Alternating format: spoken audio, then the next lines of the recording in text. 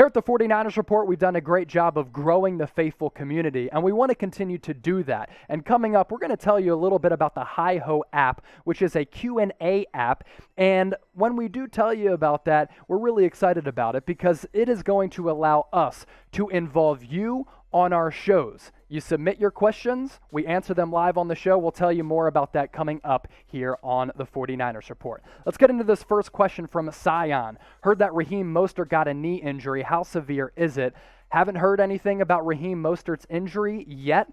If that's just coming in, we've been live for a little while, so let's try to get some updates here as to what is going on with Raheem Mostert. He suffered a minor knee injury, and he should be fine for training camp. So that's the newest update with Raheem Mostert's knee injury. So we're bringing you the latest here on the 49ers Report. Let's get to this question from Dman Dooney. Favorite player on the Niners? Chase and producer. Also love the shirt, Chase. Appreciate that. My name is spelled C-H-A-S-E. Appreciate the question, D-Man Dooney. Favorite player on the Niners right now has to be Fred Warner. I think he's due for a big payday. I think he's the best linebacker across the NFL. When I would watch Niners games throughout the season last year, I wouldn't even watch the ball at times. I would just watch him roam sideline to sideline. I think the dude is an absolute baller. Let's move on to this question from Anthony Ragone. Do you think the 49ers will make another big move before preseason starts? And if so, offense or defense? The big move that a lot of 49ers fans want the Niners to make is trade for Julio Jones. And I'm not sure that is going to happen. They do have the salary cap space to do so, but I just don't see the 49ers giving up future draft capital to the likes of what the Falcons want, giving up maybe a first or second round pick to bring in Julio. One, they don't have those future first round picks because they moved up to draft Trey Lance.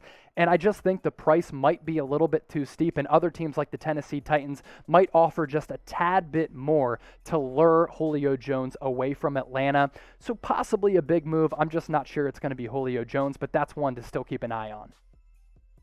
Let's get to this question from Sam Drone. Now that Josh Johnson is gone, will it be Sudfield or Rosen at QB3? It's going to be one of those training camp battles to keep an eye on. Josh Johnson was released on Tuesday earlier this week. It's the 5th time that he's been released by the 49ers and the 15th time in his NFL career that he's been let go by an NFL team. If I had to guess right now, I think the 49ers might go with Josh Rosen over Nate Sudfeld. Sudfeld coming over to the Niners after spending a few years with the Philadelphia Eagles as their backup. I just think there's something about Josh Rosen that they like. Obviously, he was a high-round first pick coming out of college by the Arizona Cardinals. His career trajectory isn't what a lot of people had thought it was going to be, but the pedigree is still somewhat there. So, good question there from Sam. I want to ask you all this and pose a question for you all watching here on this 49ers Q&A mailbag. Who should be quarterback number 3? Because it's going to be a competition as of now between Nate Sudfeld and Josh Rosen after Josh Johnson has been released. Get into the comments. Let me know. Type S for Nate Sudfeld. Type R for Josh Rosen. Be sure to get your votes in the comments section. I'm going to go ahead and type my R for Josh Rosen. I think the pedigree is there, and I also think he has just a little bit more upside as a backup quarterback in Kyle Shanahan's outside zone scheme. Vihan Matal chiming in with this question. Is there a real chance the Niners sign Justin Houston? I would put the chances of Justin Houston being signed by the 49ers at like maybe 30, 40%, 40% if I'm being generous. I know that he is 32 years old right now, and probably his best days are somewhat behind him. But Justin Houston is defying father time right now. And in 2020, he was really, really good given his age. Still able to put forward 8 sacks as a pass rusher, 25 tackles, 10 tackles for loss, 1 forced fumble, as well as 2 fumble recoveries. So he can still get after the quarterback a little bit. I think if Justin Houston is signed by the Niners, it could be if there is an injury along that defensive line or if Dee Ford just isn't able to come back from those neck and back injuries. Let's move on to this question from Tyson Briggs. Appreciate the question, my guy. Who wins the number 3 receiver battle? A lot of guys are in that mix. It's going to come down to guys like Jawan Jennings as well as Jalen Hurd. Austin Watkins, the UDFA out of UAB, is drawing some early buzz because he's had an impressive rookie minicamp as well as OTAs so far. Coaches have raved about his work ethic, and this is a guy who started at JUCO, went to UAB. Really, you have to turn the lights out and lock the facility because he's just going to continue to lift weights and work on his craft. I think that bodes well for him, at least making the roster. Is Austin Watkins going to be wide receiver 3? I'm not sure, but in addition to those guys, you're looking at Travis Benjamin as well as Mohamed Sanu. So keep an eye on those guys being in the mix for wide receiver number 3.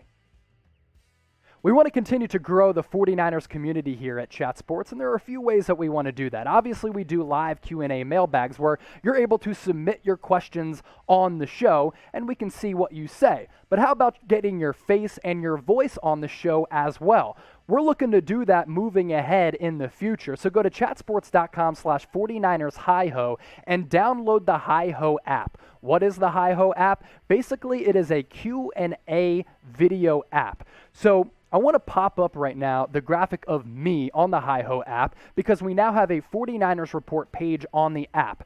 And basically, in that video, I asked for your questions surrounding the San Francisco 49ers, and all you'll have to do after downloading it on your iPhone, because unfortunately it's not available on your Android device, you will be able to submit your video questions in a thread right below the video that's on your screen right now. So download the HiHo app by going to chatsports.com/49ers-HiHo and submit your questions. And in the future, we will be able to get your faces and your voices on the show here on the 49ers Report. And as I mentioned, we have a 49ers page on the HiHo app. It's at 49ers. John Lynch, Kyle Shanahan are very jealous that we got that handle. So once again, download the HiHo app by going to chatsports.com/49ers-HiHo for the opportunity to have your faces, your voices, and your questions featured on a future 49ers Report. Let's move on to this question from Jason Arellano. Should we sign Frank Gore to a 2-year deal with 1 year guaranteed? So I saw a report right before we became live that Frank Gore would love to reunite and finish his career with the 49ers, but he is open to retiring if a great opportunity doesn't present itself on the free agent market. I addressed this last week during a Q&A mailbag. I think that ship has sailed. It's time to thank Frank Gore for having one of the best running back careers of any running back in the history of the franchise, but it's time to move on. You drafted Trey Sermon in the 3rd round. You drafted Elijah Mitchell in the 6th round. You signed Wayne Gallman. You have guys on the roster like Raheem Mostert, who did go down with a knee injury that is not expected to be serious. You have Jeff Wilson, who's out for the next 4 to 6 months with a knee injury as well. You go with the youth movement and the younger guys over a guy like Frank Gore. Jay Moose with this question: when do you think Trey Lance starts? Fascinating question.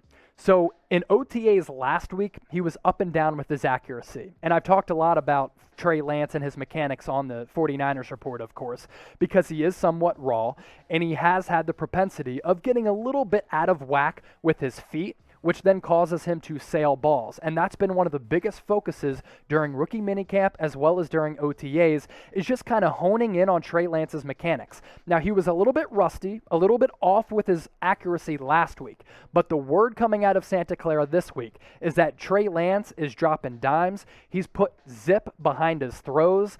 And I think that at some point, Trey Lance is going to start maybe in the middle portion of the season, but it's totally realistic for Jimmy Garoppolo, who's bulked up, who's worked really hard on his body this offseason, for him to play really well and kind of fend off Trey Lance, which I don't think is a bad situation at all. 49ers and Trey Lance are in a great position right now. There's no rush at all to play Trey Lance. Play him when he's ready. Let's get to this question from Christian Ramirez. Do you think Sermon will take touches from Mostert and Gallman as the season goes on? I think Trey Sermon, with the injuries to Raheem Mostert as well as Wayne Gallman, has the opportunity to start from week 1. He's a little bit older, Jeff Wilson, excuse me. I think Trey Sermon has the opportunity to start from week 1. He's a little bit older than a lot of other running backs in this 2021 NFL draft class and has a little bit more experience than a lot of those guys as well. Has the pedigree. He had the talent at Oklahoma, had the talent at Ohio State, somewhat of a late bloomer, but the experience that he got last year and the production that he put forward was really, really impressive. I mean, his average yards per carry was almost at 8. Last year in 2020, 116 carries for 870 yards. So I really do think that Trey Sermon, with the injuries to Jeff Wilson as well as Raheem Mostert, could end up starting as RB1 from early on in the season, as early as possibly week 1. That's a training camp competition that I can't wait to see play out, because I think Trey Sermon, getting him in the 3rd round at that value, given the production that he had last year and him showing the ability that he did, could end up being a really good back throughout his rookie contract for the 49ers. Make sure you subscribe to the 49ers Report for the best 49ers news and rumors. We're pushing out free videos every single day. We go live every single Thursday, 6 o'clock Eastern, 3 o'clock Pacific. Either hit that big red button down below or go to youtube.com/49erstv and subscribe to the channel as we inch closer and closer to 36,000 subscribers. Let's move forward in this Q&A mailbag. Let's get to this question from Alfredo Hernandez. What's with the Niners signing and releasing players so quickly? Alfredo, that's a great question. A lot of it comes down to just bringing in training camp bodies to compete at this point during OTAs as well as training camp and mini camp. Like, you need to bring in a bunch of bodies, especially when you're seeing some of the injuries happen.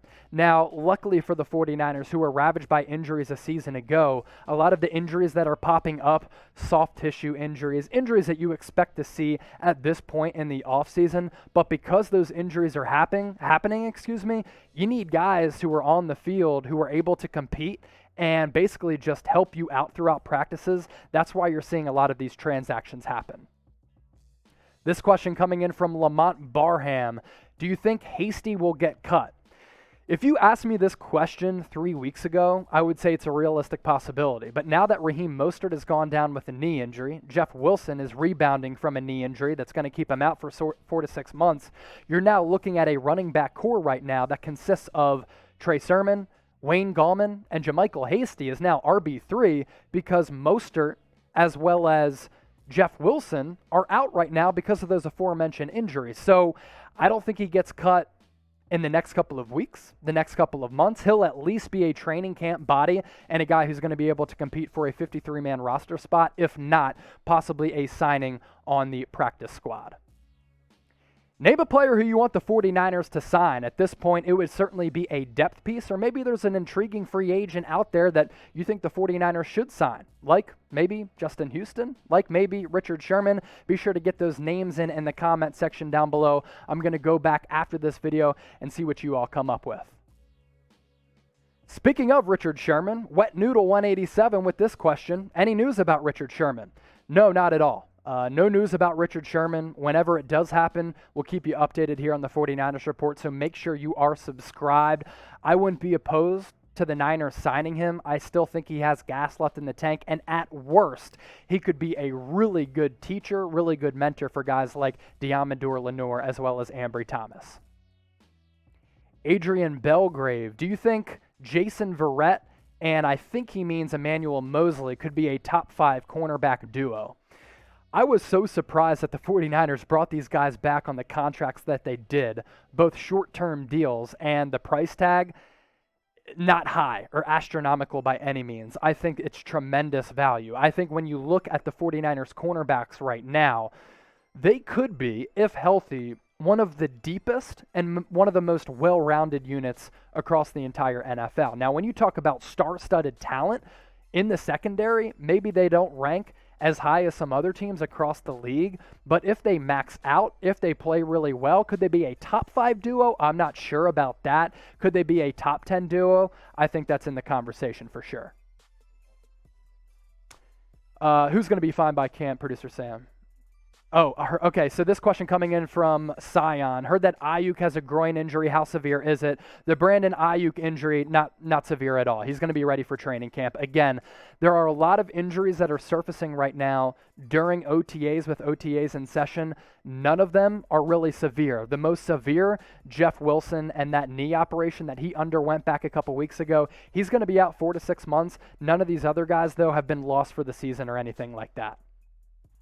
Let's get to this question from Alfredo Hernandez. Do you prefer sea chickens or seacocks? Let's go sea chickens and keep it PG here. But seacocks, that's pretty hilarious as well. Appreciate that question from Alfredo Hernandez, obviously referring to the hated rival, the Seattle Seahawks. The R&B Bros once again tuning into the 49ers report. As always, we appreciate you. What do you think about the 49ers signing tight end, wide receiver Javon Cotty? He is 6 foot, 230 pounds, and the 49ers have showed interest. Well, they just signed Pruitt, so I don't think they're going to make a move at tight end. I think the signing of Michael Pruitt takes away any possibility that the 49ers sign any other tight ends, at least in the immediacy of the moment. I was hoping that the 49ers were going to sign Delanie Walker. Yes, he's like 37 years old. I think he's a better athlete, better pass catcher, more dynamic player than a guy like Michael Pruitt. But with the signing of Pruitt, I think that takes away any possibility that the 49ers sign a guy like Cotty.